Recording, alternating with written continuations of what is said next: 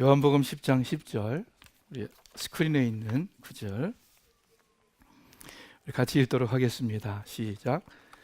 도둑은 훔치고 죽이고 멸망시키려고 온다. 그러나 내가 온 것은 양들이 생명을 얻고 더욱 풍성하게 얻게 하려는 것이다. 다시 한번 읽죠.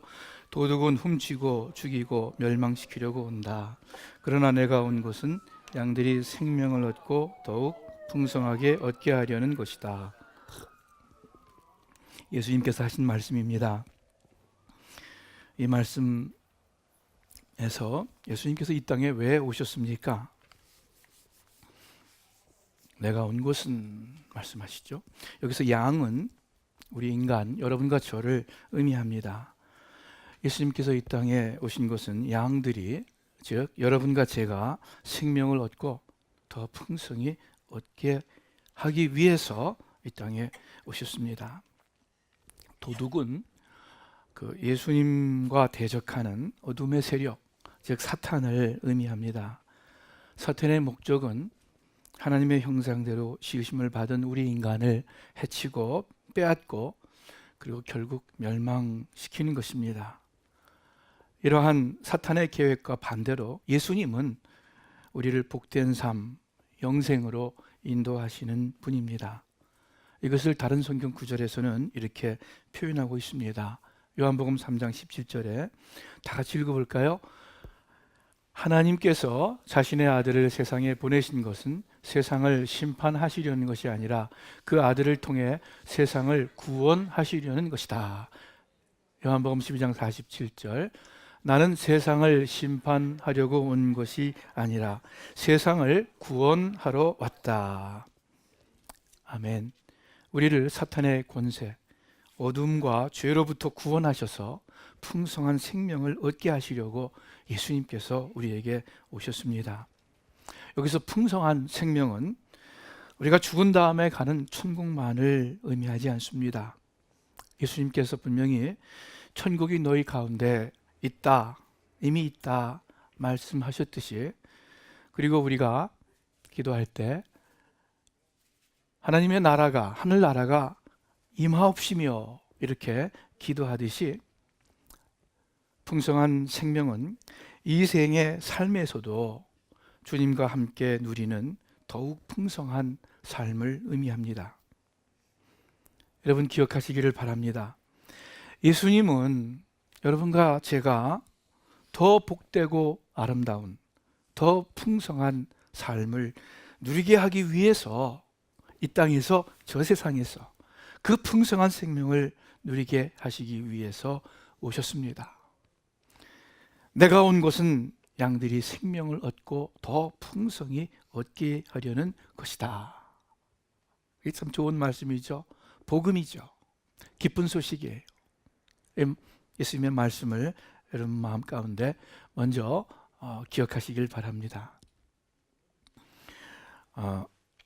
그러면 예수님께서, 하나님께서 어떻게 우리에게 풍성한 생명을 주시는가? 여러분, 풍성한 생명을 누리는 길이 있습니다. 그것을 가리켜서 기독교에서는 믿음 또는 신앙이라고 합니다. 우리 모두가 늘상 듣고 잘 아는 말입니다. 성경구절 다시 한번 볼게요. 요한복음 3장 16절 제가 읽겠습니다. 여러분 보세요. 하나님께서 세상을 이처럼 사랑하셔서 외아들을 주셨으니 이는 그를 믿는 사람마다 멸망하지 않고 영생을 얻게 하려는 것이다. 비슷한 표현이에요. 사도행전 16장 31절에 주 예수를 믿으라. 그리하면 너와 네 집이 구원을 받으리라. 요한복음 7장 37절 명절 끝날 중요한 날에 예수님께서 서서 외치셨다.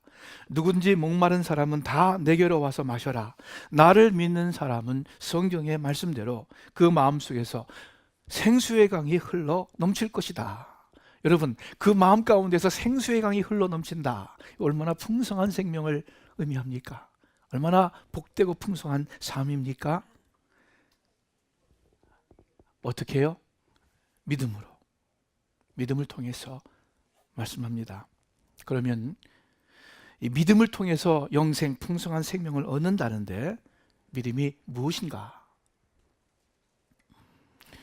오늘 이 자리에 어떤 분들은 나는 어떻게 믿음을 가질 수 있습니까? 이렇게 질문하실 분들 계실 거예요. 또는 어떤 분들은 교회 나오신 지 또는 예수 믿은 지 오래되신 분들은 나는 어떻게 더 바른 믿음, 더 뜨거운 믿음을 가질 수 있겠습니까? 하고 생각하실 것입니다.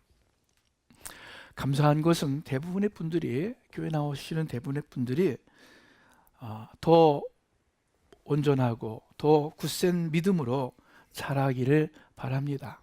아마 여러분들 다 그러리라고 믿어요. 저도 우리 교회 식구들을 위해서 기도할 때 제일 많이 나오는 기도의 말이 있어요. 제일 많이 나오는 기도의 말, 그것이 뭐겠어요? 불쌍히 여기시옵소서. 그것도 되지만 그보다 더 늘 제가 언젠가 한번 말씀드렸을 거예요. 아무개 집사님, 아무개 권사님, 아무개 형제님, 믿음에서 믿음으로 더 나아가게 해 주시옵소서. 그렇게 기도합니다. 왜냐하면 믿음에서 믿음으로 나아갈 때 더 복되고 더 풍성한 삶을 살 수 있기 때문에 그렇게 기도하는 것입니다. 그런데 우리의 어떠한 마음과 자세를, 어떠한 삶을 가리켜서 믿음이라고 하는가? 우리가 먼저 알아야 할 것은 믿음은 본질적으로 관계성이라는 것입니다. 믿음은 그냥 막연히 믿는 것이 아니라 예수님을 믿는 것입니다. 좀 전에 말씀, 그를 믿는 자마다, 예수 그리스도를 믿는 자마다 영생을 얻을 것이다. 주 예수를 믿으라, 주 예수를 믿으라. 그러면 구원을 받을 것이다. 예수님께서 나를 믿는 사람은 그 마음에서 생수의 강이 흘러 넘칠 것이다. 믿음의 대상이 분명해요. 즉 예수님. 믿음은 예수님과의 관계성입니다. 믿음은 예수님에 대한 지식을 포함하지만 지식이 아닙니다. 믿음은 깨달음과 깨달았다 하는 그 깨달음과 관련이 있지만 깨달음 자체가 아닙니다. 믿음은 예수님의 정신과 삶을 본받지만, 틀림없이 그렇지만 이 예수님의 교훈을 숭상하고 따르는 것도 그 본질이 아닙니다. 믿음은 교회에 나와 일하고 봉사하고 섬기는 것 참 귀하고 중요하지만 그러나 그런 교회 활동이 곧 믿음은 아닙니다. 믿음은 뭐예요? 믿음은 나와 우리 예수님과의 관계에 있어요. 어떤 관계를 갖고 있느냐 또는 없느냐, 어떤 종류의 상태인가 하는 그것입니다.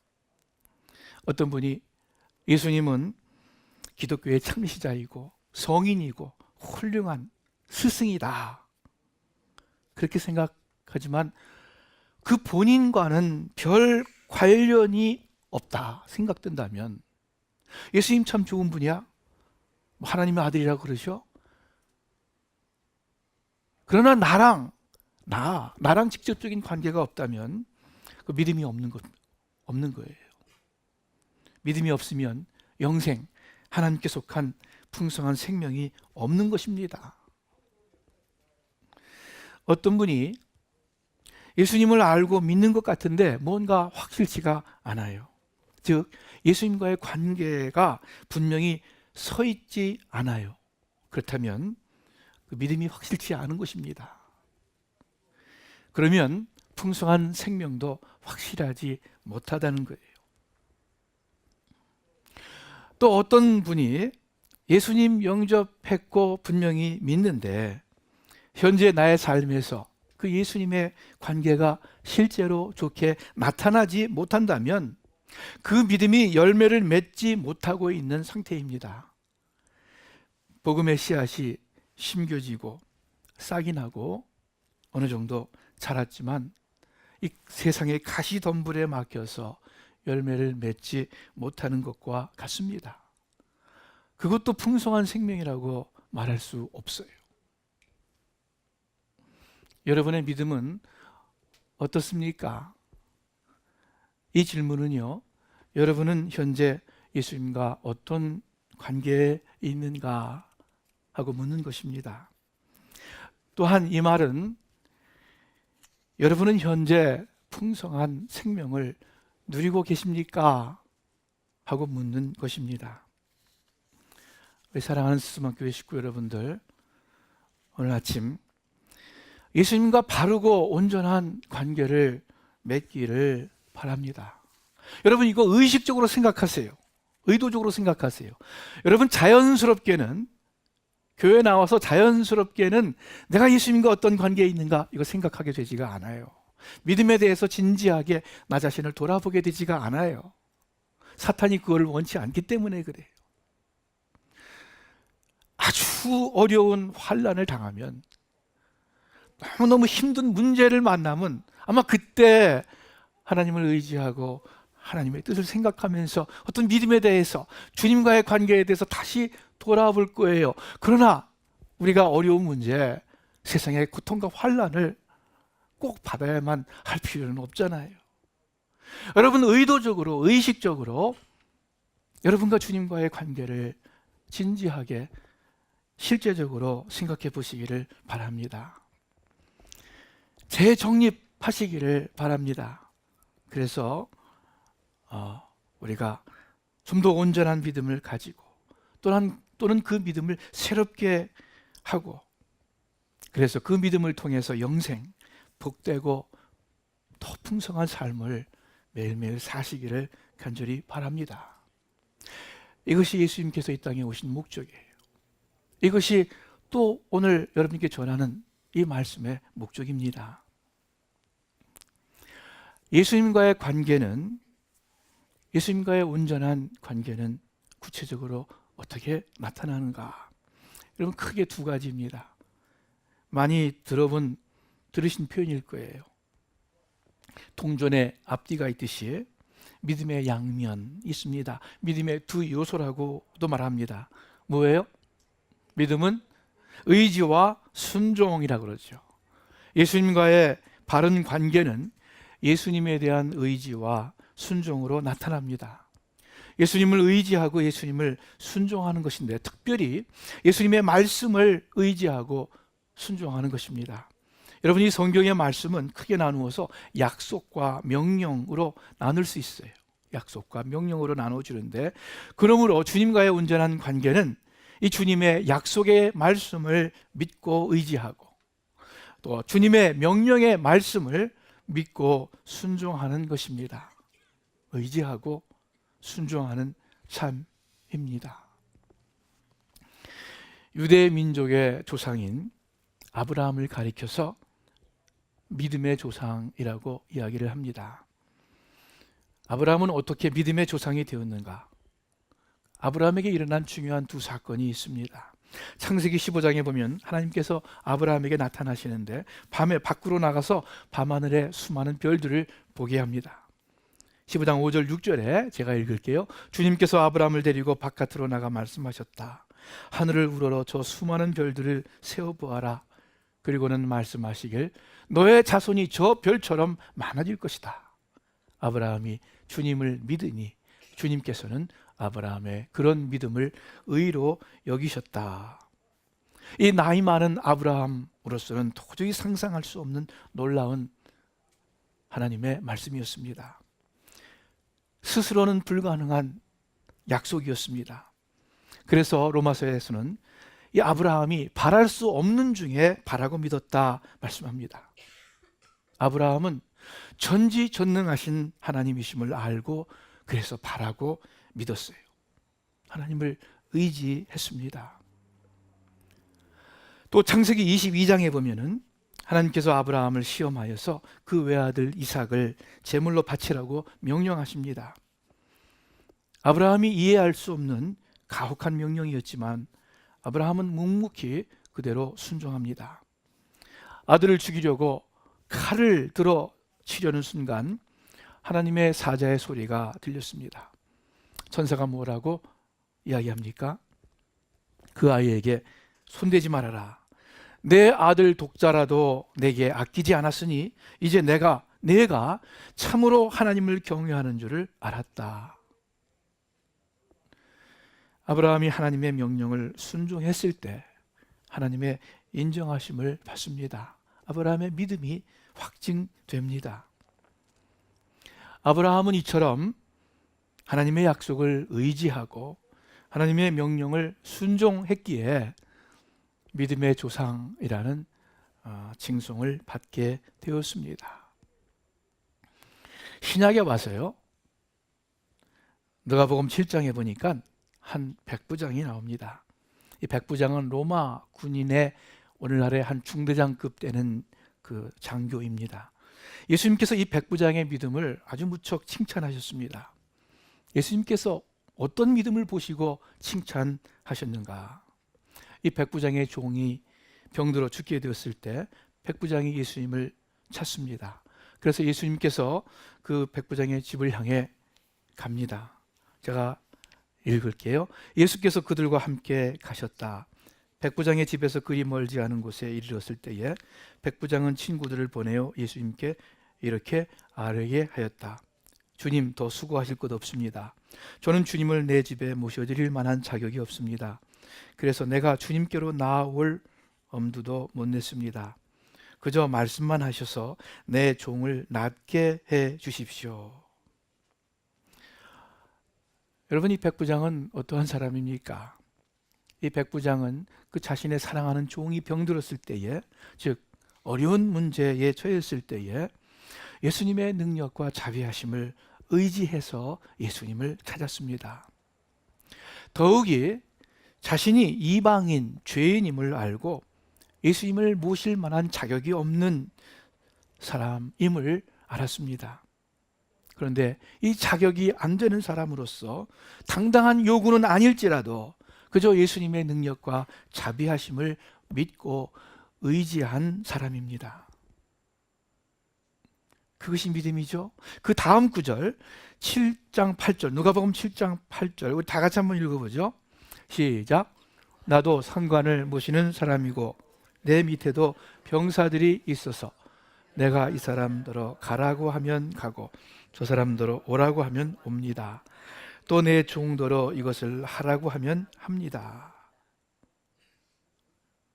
모든 것을 명령하시고 주관하시는 예수님의 절대적인 권위를 인정하는 이 백부장의 고백입니다. 가라 하면 가고, 오라 하면 오고, 하라 하면 하고, 자신의 생각과 주장이 별로 보이지가 않죠. 주인의 말에 무조건 순종하며 따르는 자세입니다. 이것이 인간관계, 인간사회에서는 좀 어려울지도 몰라요. 또 잘못하면 잘못되는 어리석은 일일지도 몰라요. 그러나 우리와 하나님과의 관계에 있어서, 우리와 예수님과의 관계에 있어서 나의 생각과 나의 주장이 문제가 아닙니다. 백부장은 이렇게 자신의 부족함을 알아서 예수님을 의지하고 또한 예수님의 말씀에 순종하는 자세를 보여주었습니다. 이것이 예수님께서 칭찬하신 믿음이었습니다. 여러분과 제가 하나님과 또 예수님과 갖는 관계는 의지하고 순종하는 것입니다. 이 실제적인 의지와 순종을 통하여 예수님과의 관계가 실제적으로 이루어지고 또 계속 실제적으로 진행되는 것입니다. 우리 사랑하는 스도만교회 식구 여러분들, 또 이 자리에 앉아 계신 모든 분들, 예수님을 의지하시기를 바랍니다. 예수님을 좀 더 실제적으로 의지하시기를 바라요. 여러분 성격이 굉장히 인디펜던트하고 독립적이고 씩씩하고 용기 백배한 분들, 그런 분들일수록 예수님을 의지하시기 바랍니다. 생각이 바르고 옳고 명확한 그런 분들일수록 예수님을 의지하시기 바래요.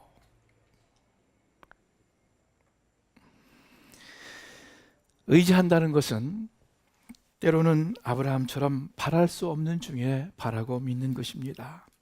왜냐하면 나 스스로 불가능한 일일지라도 하나님께는 모든 것이 가능함을 믿기 때문입니다.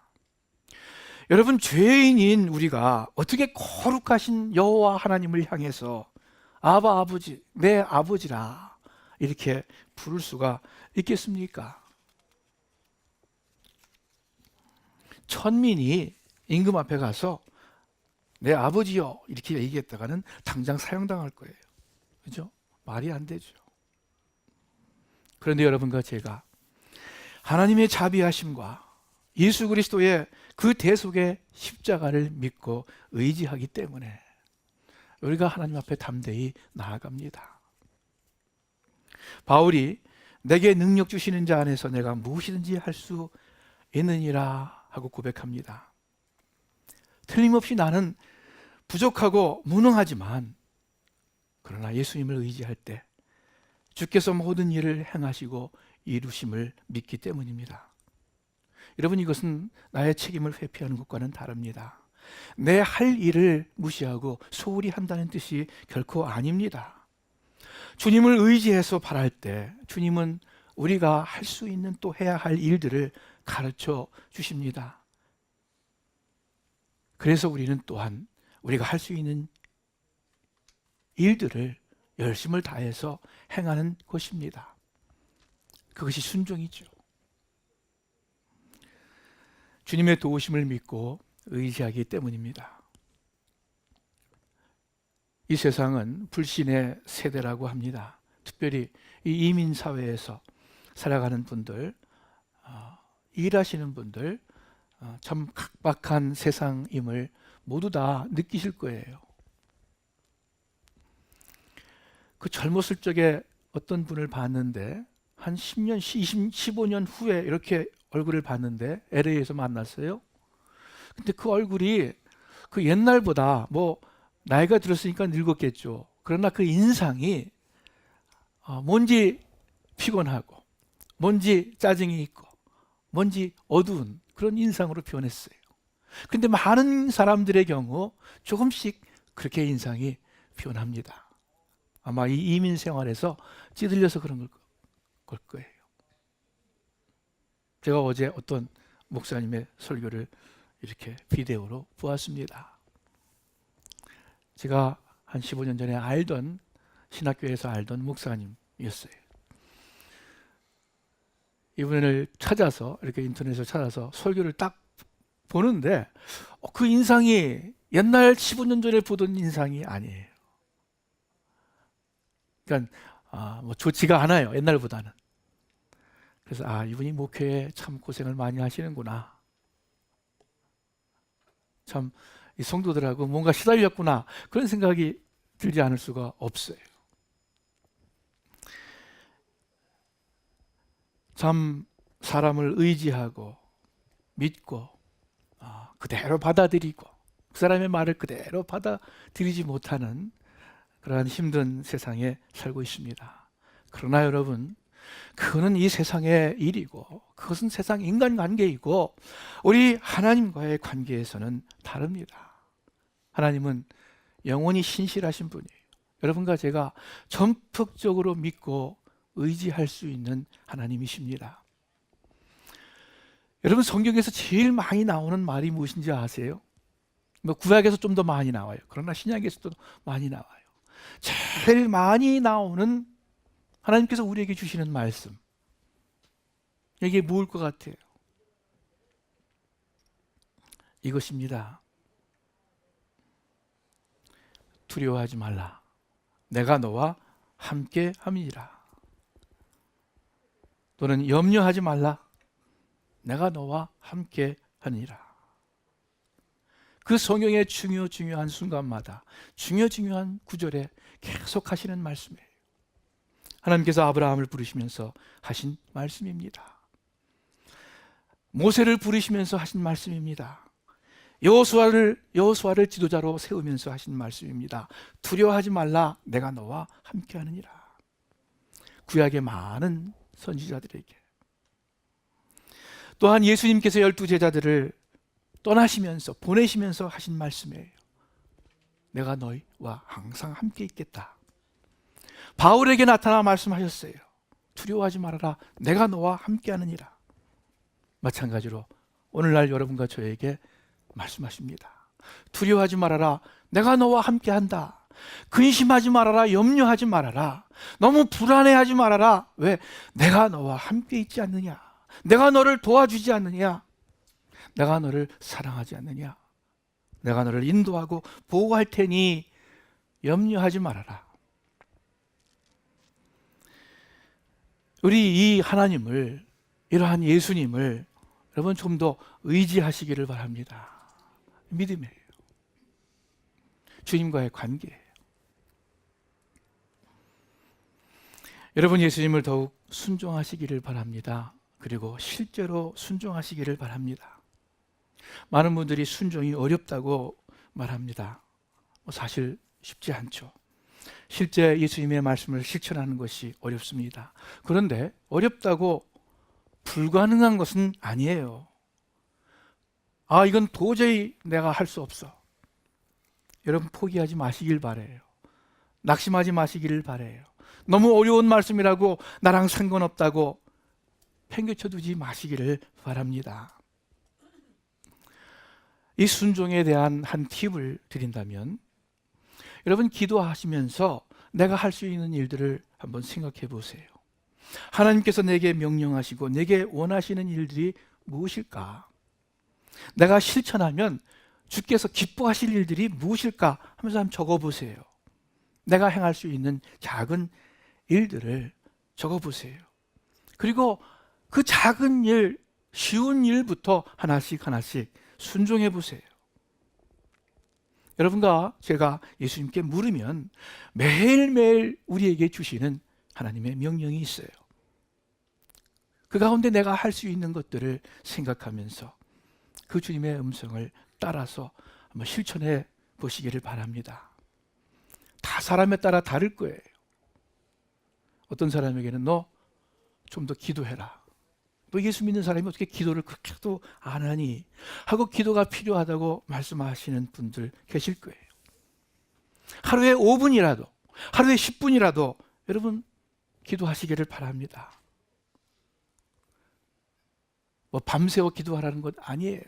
1시간, 2시간 무릎 꿇고 기도하라는 뜻 아니에요. 내가 할 수 있는 그것부터 순종해서 실천하자는 거예요. 어떤 분에게는 너 어려운 친척, 친구, 너 그 이웃 아무개 있지 않느냐, 그에게 좀 도움을 주어라. 만나서 식사를 좀 대접하고 큰 액수가 아니라도 좀 돕고 마켓을 좀 도와주고, 내가 할 수 있는 일들, 그 작은 것부터 시작해서 순종하는 거예요. 내 물질과 시간을 이웃을 위해 또 교회를 위해 써라. 아마 하나님께서 그렇게 말씀하실지 몰라요. 그러면 1시간이라도, 일주일에 1시간이라도 이웃을 위해서 봉사하고, 또 작은 물질일지라도 이웃을 위해, 주님을 위해 사용하는 것, 그것이 주님 말씀 순종하는 것입니다. 너 아무개와 화해하라. 내가 먼저 용서하고 또 용서를 구해라. 그렇게 주님의 말씀을 들으시는 분들도 있을 줄 압니다. 그러면 한마디 말이라도 가서 화해 말을 던져야 할 거예요. 그것이 내 마음에서 진정 우러나지 않는다 하더라도 예수님 말씀에 순종하기 위해서 그냥 지나치면서라도 화해의, 친절의, 사랑의 말을 던지는 것, 그 우리가 해야 하는 순종입니다. 너 교만한 마음을 버리고 내 앞에 와 엎드려라. 분명히 그렇게 말씀하실 분들 계실 거예요. 대부분 그렇겠죠. 하나님 앞에 나가 엎드려 기도하는 것입니다. 너는 옷을 찢지 말고 내 마음을 찢고 하나님께 돌아오라. 마음을 돌이켜 회개하라. 아마 많은 분들에게 우리 주님께서 그렇게 명령하실 줄 압니다. 단순히 그 말씀 순종해서 주님, 제가 제 마음을 열고 저의 부족과 허물과 죄악을 고백하고 주님 앞에 회개합니다. 하나님 도와주십시오 하고 회개하는 것, 그것이 예수님 말씀에 순종하는 것입니다. 여러분, 여기에 잔뜩 얽힌 실타래가 있어요. 이거 풀어야 되는데 어디서부터 어떻게 시작해야 할지 엄두가 잘 나지가 않아요. 그러나 실끝 한 가닥을 찾아서 하나씩 조금씩 풀어나가면 시간이 걸리더라도 결국은 풀리게 됩니다. 예수님 말씀 순종도 마찬가지입니다. 어떤 사람이 서울에서 부산까지 가야 되는데 걸어서 가야 됩니다. 이 도저히 엄두가 안 납니다. 그러나 천리길도 한 걸음부터 속담에 있듯이 한 걸음 한 걸음 가다 보면은 언젠가는 결국 부산에 도달하게 됩니다. 아니, 얼마 정도 가면은 다리에 힘이 더 생기고, 또는 얼마 정도 가면은 예수님께서 붙잡아다가 부산까지 옮겨 놓으십니다. 순종도 마찬가지예요. 어렵게 보이지만 내가 오늘 순종할 수 있는 그 부분부터 행해 보시기를 바랍니다. 그러면 순종을 배우게 됩니다. 좋은 의미의 학습, 훈련이 됩니다. 그러다 보면요, 점점 더 어려운 일도 순종할 수 있게 됩니다. 내가 도저히 할 수 없다고 포기하던, 또는 내켜 하지 않던 그런 것들까지도 기쁨으로 순종할 수 있게 됩니다. 믿음은 주님과의 온전한 관계입니다. 실제로 의지하고 실제로 순종하는 주님과의 관계입니다. 그러므로 우리 스스로의 힘을 빼고 주님을 의지하기 바랍니다. 의뢰하기 바랍니다. 주님의 선하신 약속을 믿고 주님께 이렇게 기대기를 바라요. 주님께 한번 기대 보세요. 내 생각을 고집하기보다 주님의 말씀에 귀를 기울이고 그 말씀 그대로 순종하시기를 바랍니다.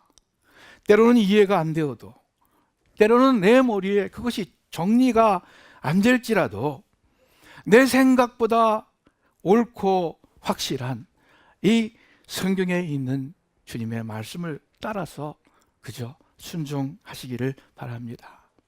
여러분, 이 의지하고 순종하는 관계가 믿음이고 믿음의 시작일 뿐만 아니라 과정이고 또한 믿음의 완성이에요. 이 주님과의 관계가. 사랑하는 스스만교회 식구 여러분들, 이 실제적인 믿음의 관계, 의지하고 순종하는 관계를 통해서 오늘 설교 제목이 풍성한 생명입니다. 여러분, 더 풍성한 삶을 사시기를 주님의 이름으로 축원합니다. 여러분들 뿐만이 아니라 여러분들 주위 사람들에게 그 풍성한 생명을 전달하시기를 바라요. 여러분들이 그렇게 사랑하는 자녀들에게 그 풍성한 삶을 전해주시기를 간절히 바랍니다. 그것이 예수님께서 이 땅에 오신 목적이에요. 기도하겠습니다. 하나님 아버지, 감사합니다. 예수님께서 오신 것은 우리를 심판하려 하심이 아니요 우리에게 풍성한 생명을 주시기 위함이라는 그 말씀, 그 하나님의 말씀을 믿고 감사를 드립니다. 하나님 아버지, 사탄으로 말미암아 사탄의 속임수에 빠져서 참 생명의 길이 무엇이고 참 복된 삶이 무엇인지 알지 못해 살던 저희들입니다. 내가 곧 길이요 진리요 생명이니 말씀하신 우리 예수님과 바른 관계를 맺는 저희들 모두 되게 해 주옵소서. 한 번으로 그 관계가 그치는 것이 아니라 계속해서 주님을 실제로 의지하고 실제로 순종하면서 계속해서 그 믿음의 관계가 더 온전해질 수 있도록, 그래서 더 온전한 생명을 누리며 살 수 있도록 성령 하나님 늘 함께하여 주시옵소서. 예수님의 이름으로 기도합니다. 아멘.